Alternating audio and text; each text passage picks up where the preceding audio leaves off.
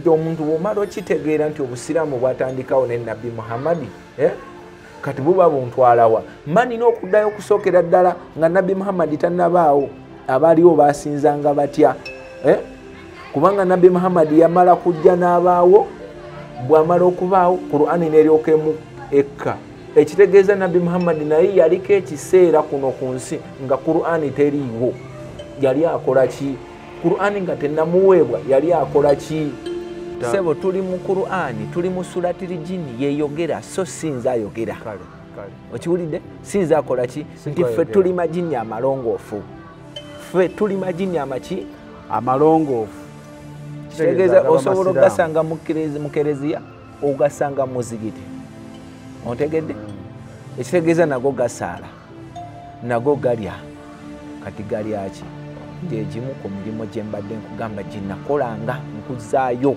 tosobola kuyingira mu muzigiti nga tosadde raka 2 za Nabbi Muhammad nga gwe tonasaala ebibyo ebikuleese osooka kusaala raka 2 raka 2 kyekitegeeza okuyimirira nogamba nti Allahu Akbar noga sami Allahu liman hamida walakal hamdu n'okutama nomala okutama nodda waggulu eyo raka emu ewedde noddamu noddayo wansi ebigambo biba byebimu tebikyuka akikola e Masaka yakikola Embaale yakikola ziba zooli bw'omala ne weegayirira Katonda asaasire oli amusonyiwe amuzuukize okuva eri mission eri nti kusaala zino raka 2 Katonda azuukiza ani Nabbi Muhammad naye n'essaawa ya leero tazuukiranga.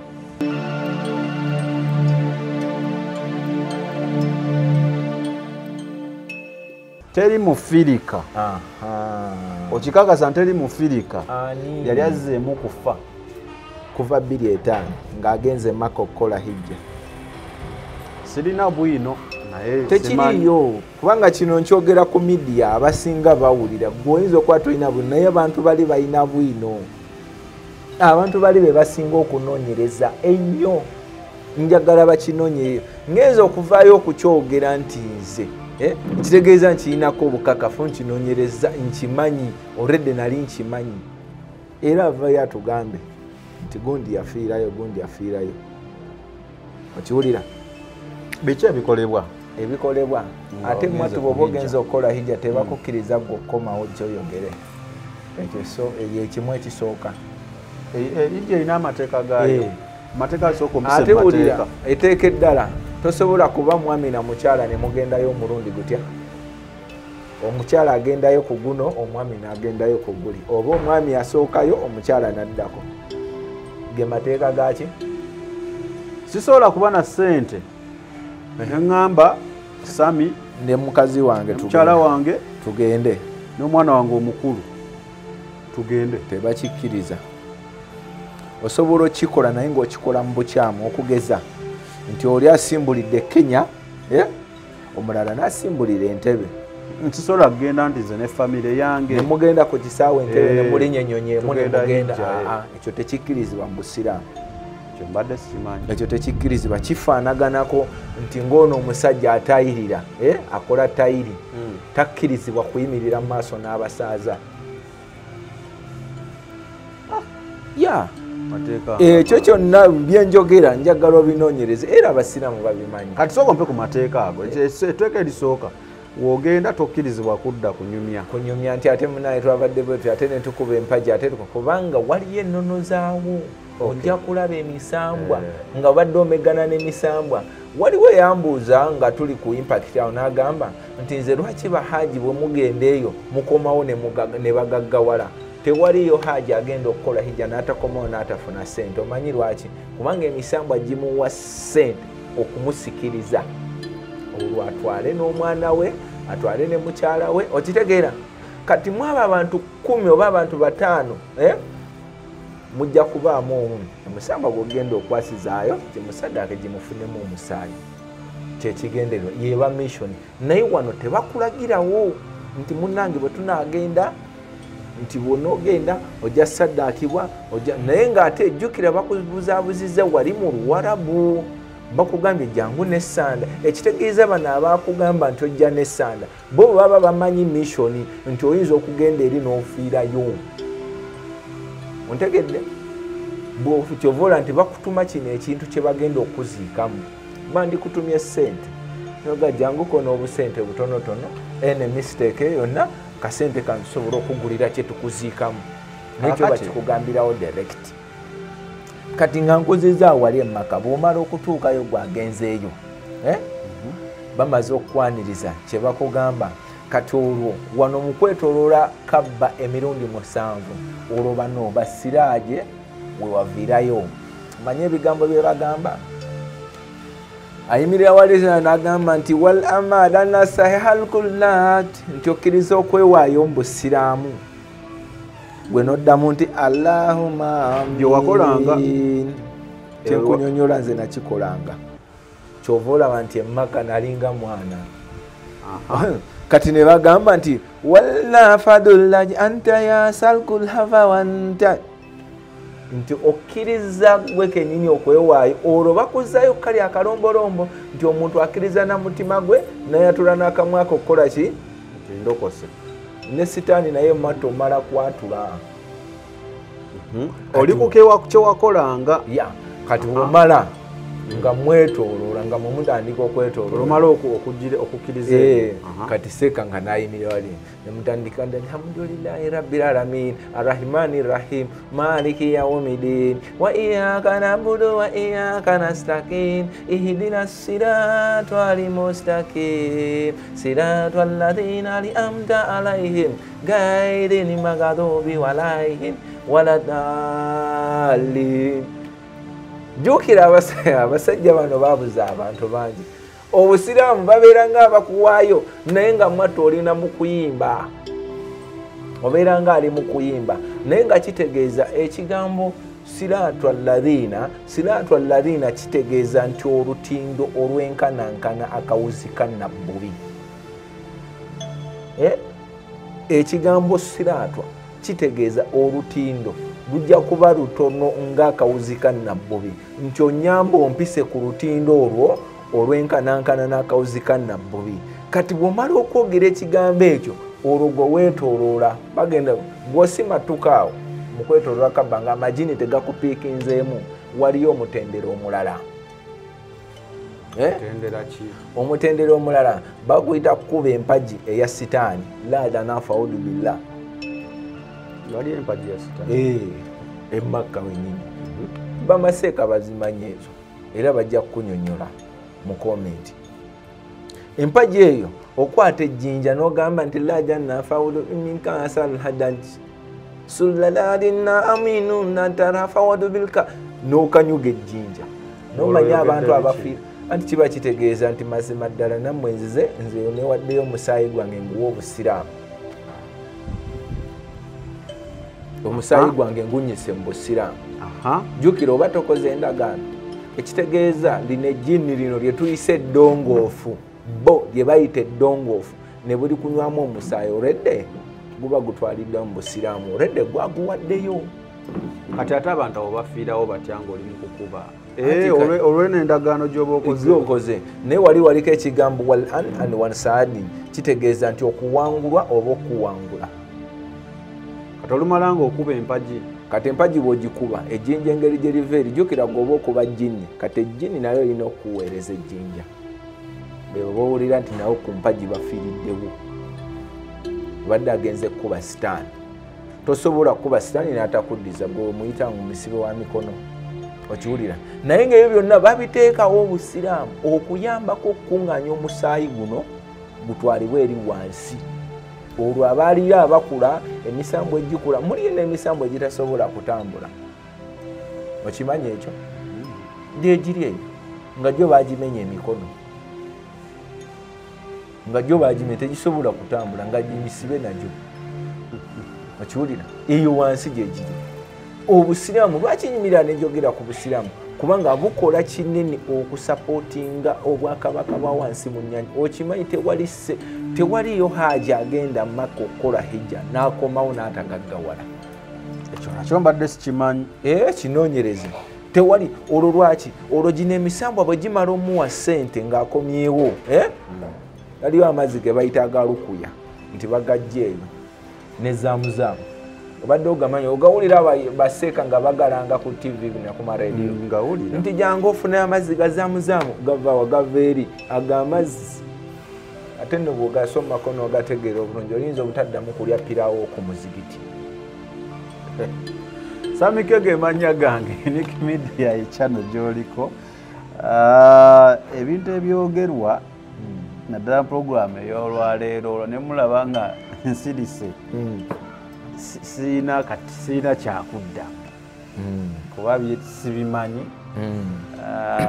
mpulira bipya badde simanyi nti wogenda n'okola hijja ogaggawala kubanga amagiri oba ogaguliddewo so ninawuliriza buwuliriza kuba nga nagambye challenge gyompadde kati ebeemu nti sometimes tukola emirimu gino naye twesanga nga tulina okubeera feya mu kukola emirimu so balancing the story olumu kati challenge gyenfunye kwe kufuna ku Roland yani abaseeka leta gwoleta abasheyi waba paddo omukisa kubanga ekikata ekindi mu bwongo kiikino nti nga woli mu kunnyonnyola ebigambo ebyo obisoma mu Luwarabu n'okubinnyonnyola wabula kyendowooza Mukama bw'anaatuyambye tujja kufunayo Qur'ani ey'Oluganda n'Oluwarabu kubanga gyeziri kubanga tujja kunyuma nnyo okusoma Oluwarabu oba okutangaaza atuwuliriza nga tomukondeetedde gundi we ziri kubanga tayinza okulooza byange naye nga sinaakugendawo nze kyeŋŋamba nti nga woli mu kubinnyonnyola kyemmanyi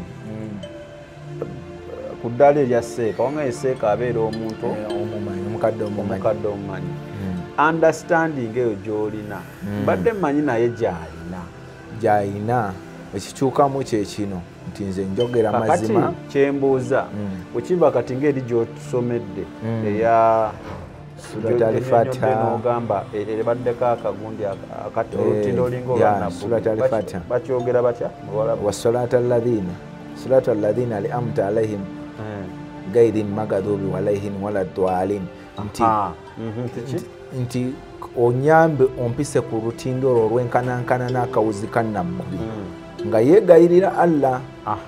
Kati nabo baseeka kyebalina eyo meaning gyebalina oba igweyo meaning ogirina because Oluwarabu walusomesebwa n'olukenguka kyenjagala osooka omumanya kati kiri bwe kiti nti bo bakibannyonnyola mu ngeri ndala okubaagaza obuyisiraamu naye nga meaning entuufu yeno gyompadde anti baba bazza mu lulimi Oluwarabu bo bwe baba bamunnyonnyola bafuba okulanga bamuwumbawumba ayagala oluki kubanga bw'osoma ekintu ekyo sami n'okitegeera mu makulu gaakyo nti mazima ndi mu ddiini nti wenkisoma nekitegeera mu makulu gaakyo nga wonnyonnyola ndaba nga nsoloba nezi questions kakati kyembuuza ekyo kyenyini kyonsomedde nompa meaning bo katugeze nga ye mwakola nga osubisomesa nga tonnavaayo kati onsomesa z'osomesa nze ngira obuyisiraamu mwakisomesanga mutya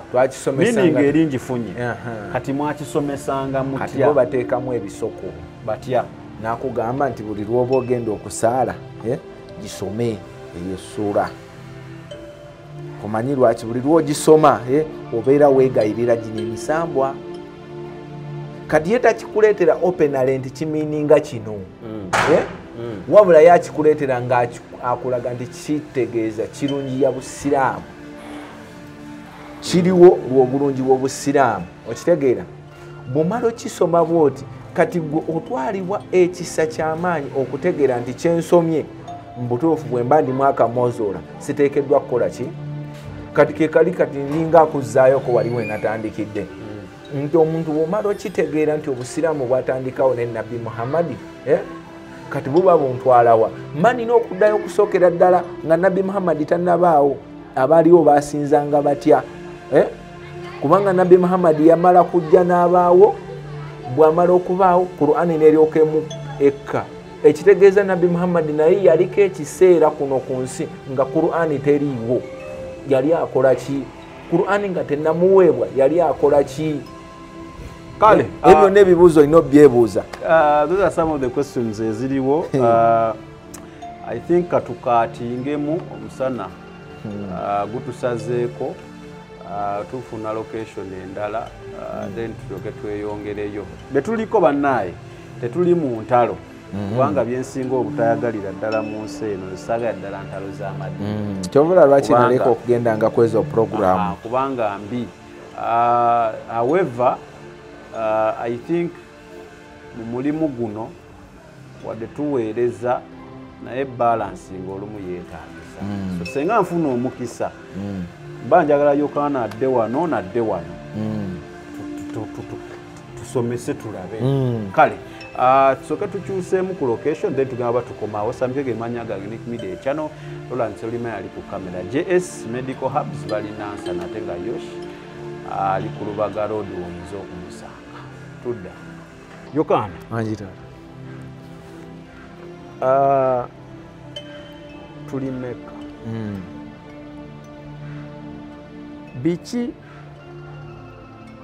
ebikolebwa Mecca ng'oggyeko biri byenkunyonyodde okwetoloola kabba ky'omwambye okwetoloola kabba okuba empagi waliyo okutoolera nabbi Muhammad salaamu yetya anti kati okutoolera nabbi Muhammad salaamu batugamba oba basomesa bagamba kubanga kati tunyonyola bali abawuliriza era bw'abaliyo bamasheeka abamu abaasomako ku bitono abawulirako ku mboozi ezimu oba ze tuyita hadisi mu Luwarabu abawulirako hadisi ezo nti nabbi Muhammad waliko ekiseera we bamuziika naye omanye kansooke nkuzzeeyo ku katono enfa ya nabbi Muhammad oba nsooke nkutwale ku bikolebwayo sooka akoko okaŋŋambye sooka oŋŋambye ebikolebwayo then nze kennyini tuddewaawe afaatya kati eri okutoolera nabbi Muhammad salaamu wano bw'omala okwetooloola n'okuba empagi eri bye bisooka omala okuba empagi waliko wetugenda wano ku mazzi gano ga Zamuzamu n'osenako ag'amazzi waliwo edduwa z'osomerako naye ng'osoma ng'olajjanira gali amagini amalongoofu bo ge bayita amalongoofu gasobole okujja gayingire muki mu mazzi gano oba gakozesa amazzi gano dduwa zimanyi edduwa ogamba bisumika wa bihamudika kama barakta wa inna lillahi rajiuna kyekyokka naye ng'ekyo okiwulira ng'ekitono bisumika wa bihamudika kitegeeza nti nyaniriza abusiraamu n'amagini gano gakole ki oba nsumulula amaanyi okuva mu kifo kino ekyetoolodde wano okitegeera kati amazzi gano bagaleeta kati bw'omala ag'amazzi agazamuzamu kwebimu ku bikolebwayo okiwulira galiko obulombolombo kyekiri kye nakunyonyodde nti abantu abasinga tebamanyi nti ekintu kitandikawo kirimu amagini by the way ngenda kinyonyola bwe nti gano ge bayita amagini amalongoofu gano ge twogerako ageyogerako nga genyumyako mu suratil jinni by the way sinza agogerako sagala omuntu ankwatire nti munnange ovuluga eddiini yaffe go genyini geyogerako mu suratil jinni aya ya 72 ngagamba nti ffe twawulira Qur'ani era ne tugikkiriza kati gano ageetaaga okusiramula ekitegeeza gwe kati kankugereze bw'oba gwe Joseph omwoyo gwe gubeera mu jinni ekafiiri kuba sirimu ki toba tuli musiraamu tusobola omwoyo gw'okusiramuka naye bw'oba Ibula n'ofuuka omwoyo gwe guba musiraamu kubanga guba gusobola okutoola salaamu guba gusobola okusaala guba gusobola okukola buli kimu gego ge bayita amagini amalongoofu era Qur'ani geeyogerako naye bwe nkuzaayo wali emabega bw'oba olinamu akamozoola nti jjukira Qur'ani eno yaweebwa Muhammadi nga baani abagimuwa gano amagini gonnyini mu kasozi Madiina mu mpuku kubanga mu hadisi bakulaga nti Qur'ani Muhammad yagiwandiika ng'asinziira mu mpuku eyo. Onfuna bulungi oba olaba okubuzaabuza okulyawo. Qur'ani baani abamuwanga obubaka gabanga gano majini kivula gajiranga mu ntebe mu ttaala y'omukono nga gajira mu mmeeza nga gajira mu nte nga gajira mu nabbubi okitegeera. Wano najja ng'abikyusa amanya Abubakari kitegeeza nte Abubakari kitegeeza mu Luwarabu gwe kinoonyereza Suratul Bakara era bakugamba Suratul Bakara kitegeeza sura ya nte. Ente yali enyumya. Suratul Jinni kitegeeza kigobovu kivunudde mu lulimi lwo kitegeeza nti sura y'amajini ge gaali ganyumya. Ono byakola ki awe nkuzaayo emabiga kati olwo bino byonna nga tebinnabaawo kiki ekyaliwo netuddayo Matayo olubereberye waaliwo kigambo n'afuuka kigambo kiki ekigambo ye Mukama waffe Kristo Yesu ye Katonda gwe tukkiriza. Ontegedde mukadde wange kati bwe tumala zaamu waliwo tuterekako ngalo gwe tulina n'okukomyawo eno ng'osoma edduwa nga tuyingira masigiti. Bwe tuyingira masigiti waliwo okutolera Nabbi Muhammad salaamu. Oluvannyuma lw'okutolera Nabbi Muhammad salaamu bwe mumala omutolera salaamu era nawe waliwo amajini olw'ebyo byonna emikolo egyo gikolebwa manya nti wabeerawo abafa. Ontegedde emikolo egyo buli mukolo egikolebwa wabeerawo abakola ki abafa era ye miningi yakyo. Kati kambuuzeemu ekibuuzo njagala naawe atuuliriza otutangaazeemu gano gannaffe amajini amalongoofu ge tugambye agakkiriza mu Qur'ani ani agawa ekijjulo? Simanyi. Tomanyi. Ekitegeeza nago galina okunywa galina okulya. Gano gasiraamu gannaffe omusiraamu munnaffe katukyogere bwe tutyo. Sebo tuli mu Qur'ani tuli mu Suratul Jinni yeyogera so sinza ayogera. Okiwulidde? Sinza akola ki? Nti ffe tuli majini amalongoofu. Ffe tuli majini amaki amalongoofu. Kitegeeza osobola ogasanga mu kereziya ogasanga mu muzigiti. Ontegedde? Ekitegeeza nago gasaala nago galya. Kati galya ki?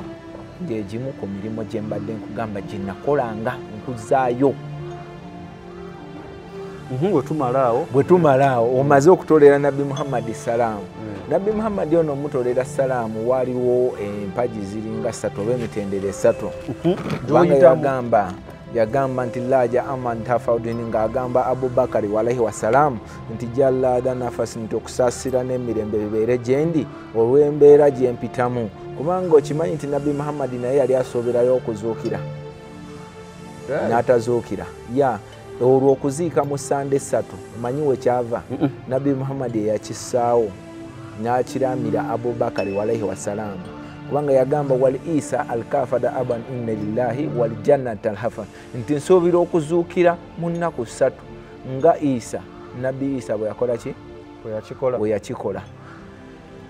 Naye ne bwe mba sizuukidde temulekangayo okunsaalira temulekangayo okunsabira bedawa ateekawo okumwe n'agamba nti temulekangayo okunsabira lwakuba bano bakisaamu okusaala temulekanga kyolwo tosobola kuyingira mu muzigiti nga tosadde raka 2 za Nabbi Muhammad nga gwe tonasaala bibyo ebikuleese osooka kusaala raka 2 raka 2 kyekitegeeza okuyimirira nogamba nti Allahu akbar noga semi Allahu liman hamida walakal hamdu n'okutama nomala okutama nodda waggulu eyo raka emu ewedde noddamu noddayo wansi ebigambo biba byebimu tebikyuka akikola Masaka yakikola Mbale yakikola ziba zooli bw'omala ne weegayirira Katonda asaasire oli amusonyiwe amuzuukize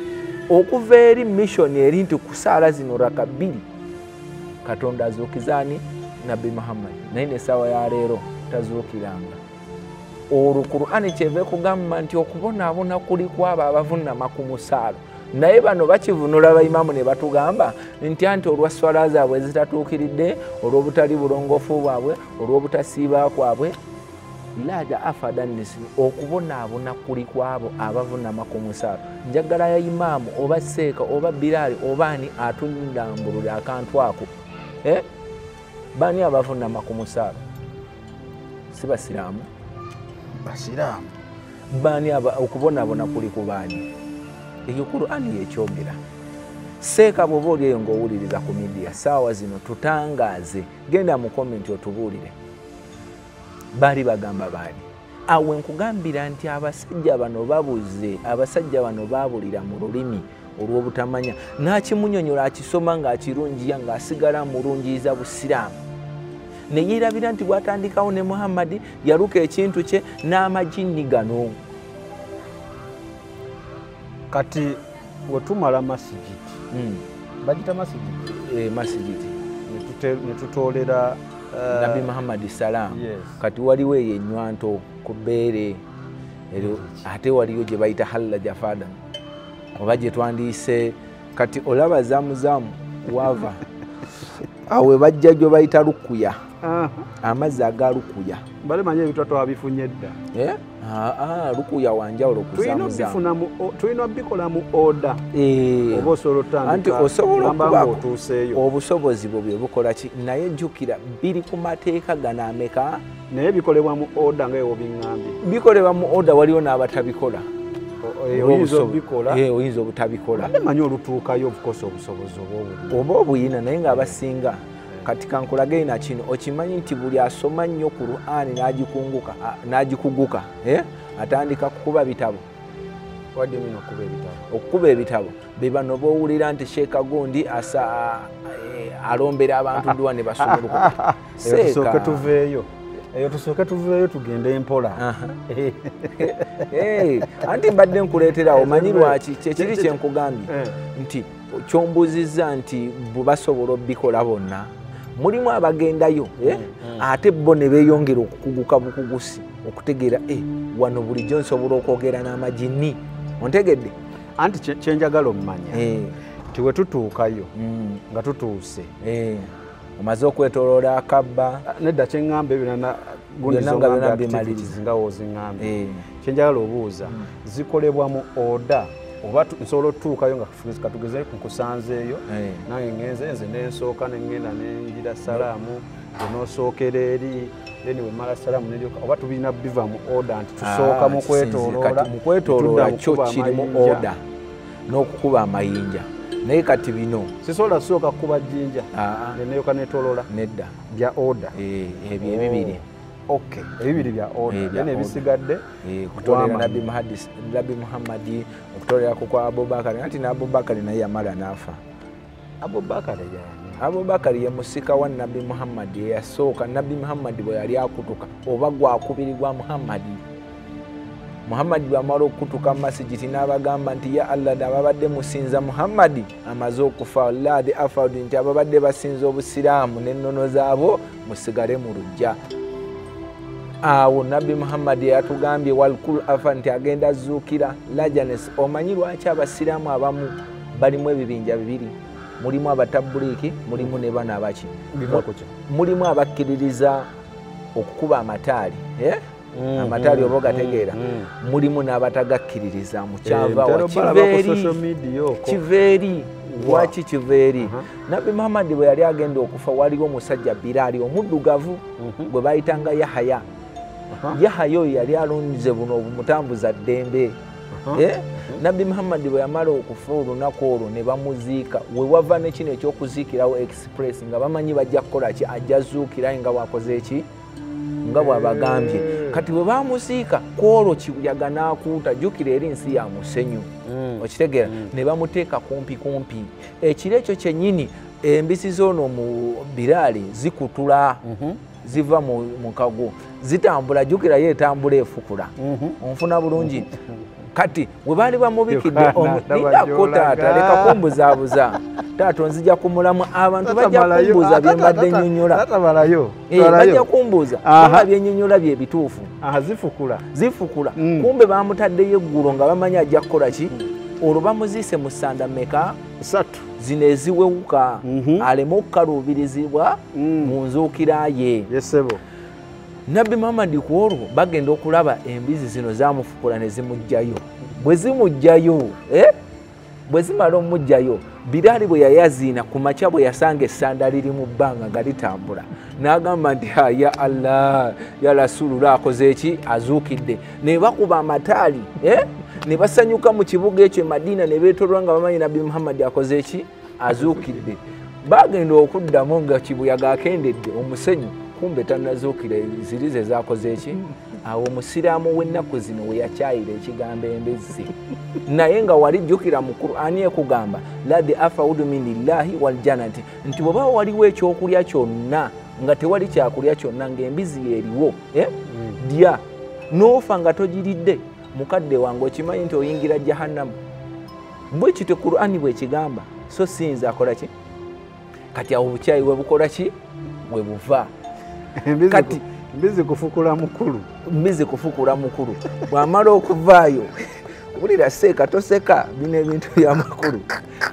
sebo bw'amala okugira bwe bati bayingidde ekibuga bagenda okusanga omusajja tebakoze eki nga waali jasi ziri zamubikuddeyo ne zimujja mu nfuufu ate enfuufu nejja n'emubikka obwedda tebamulaba kati kwe kusalawo okulima eno mwana ndaani mwanda ki eyo ne balima kabuli jukira bwe balima ekinnya we bakuziika bateekayo ke bayita akasenge zibanta mmeka 3 okiwulira kati ne by the way ekyo gundi yakisaawo oyo Abubakari ne balima ekinnya ne bateekayo kali akaki kati tulabe zimujjeyo.